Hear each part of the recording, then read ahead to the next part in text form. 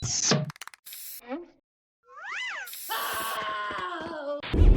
up everybody, Rob here, and you're watching ThreadBanger. More importantly, you are watching a brand new series here on ThreadBanger, Man vs. Art. The show where I find cool projects and art techniques online and give them a go for myself. As most of you may know, over the past few years during the pandemic, I have been painting hundreds of paintings down in my basement with absolutely no clue what the f I'm doing. I've never taken an art class. I've never gone to school for any of this. So I've been pretty much flying by the seat of my ass for the past 3 years. So I decided to take the plethora of resources that are online and try to learn some new shit.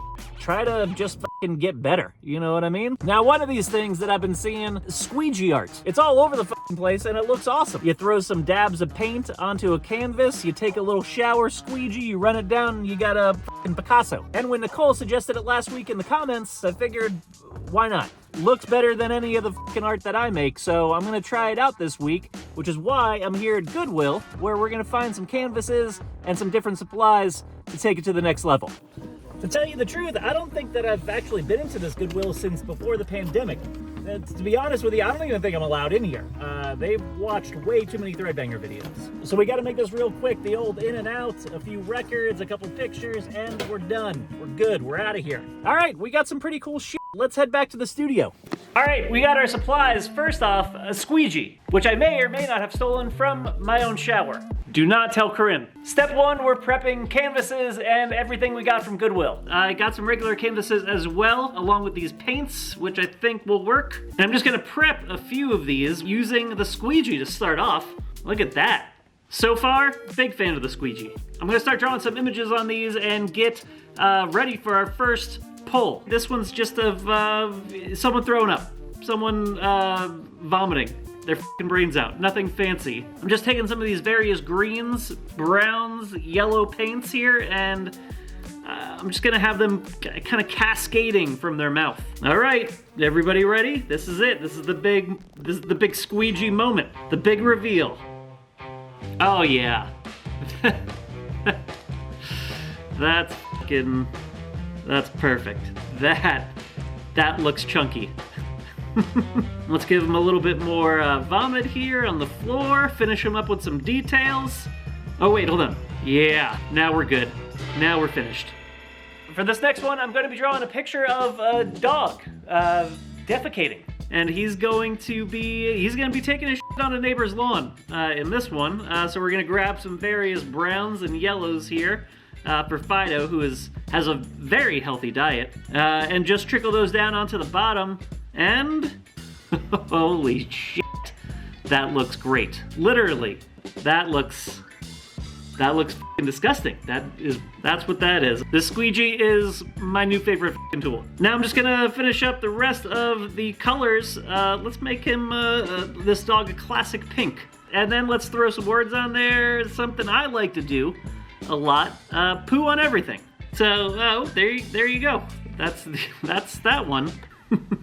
Now this next one may be a little controversial, I don't know. I've never been a real clown fan per se. They always give me nightmares. They're really not too funny most of the time, and I feel like they're always f***ing mocking me whenever I see one. Can you get demonetized for drawing a depiction of murder on YouTube? I don't know.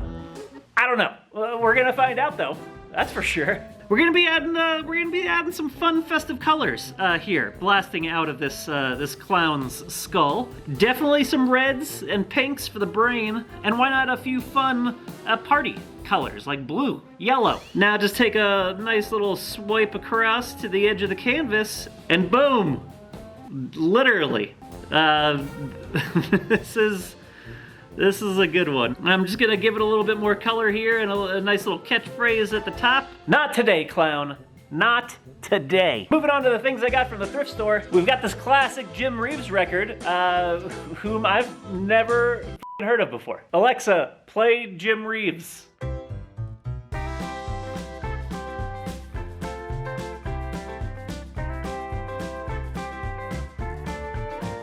They don't make music like they used to, you know what I mean? For this, I'm gonna match the album color covers here. Some blues, greens, yellows, oranges, and kind of just arrange them in like a polka dot pattern on his face randomly, and we'll see what happens. Here we go. Squeegee down. Oh shit, look at that. Jim Reeves looking good. That's a cool record cover, actually. I would actually probably listen to this record now. I think this is art. Maybe, I don't know. I don't know yet. I'm gonna be doing the same thing here for the Sweethearts of Sacred Song, Carol and Jimmy. Poking out their face up a little bit. Oh, nice. Looking better already. That's an adorable looking couple. That's art.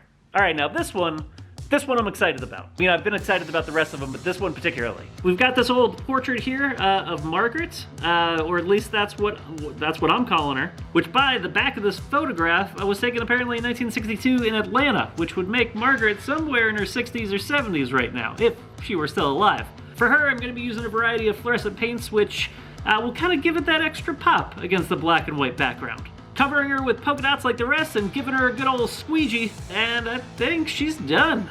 Looking good, Margaret. I'm not gonna lie, that looks pretty f***ing cool. All right, I've been f***ing around with this other stuff for way too long. I'm gonna get to the white canvases. Taking a couple color cues and design cues from these videos that I saw online, adding all sorts of weird different shit. I don't even know if it matters that these are dots. It's goddamn free-for-all at this point. Colors everywhere, different patterns and squiggles and bullshit. We're gonna see what works. We're gonna see what happens. Are you f***ing ready? Oh, shit. That actually turned out pretty cool. Look at that. Huh, look at me, I'm a f***ing artist. Yeah, art, very subjective. I'll tell you what the secret is. You throw this in a frame, you put it up on a wall, throw some lights on it, people are gonna think it's art. You know what I mean? The only question that I got now is what the f*** do I do with all these? Take it back to Goodwill? It's actually really convenient that they put the art right in front of the door, front door. So it's real easy to do this now. Best location, best case scenario. All right, let's get to it.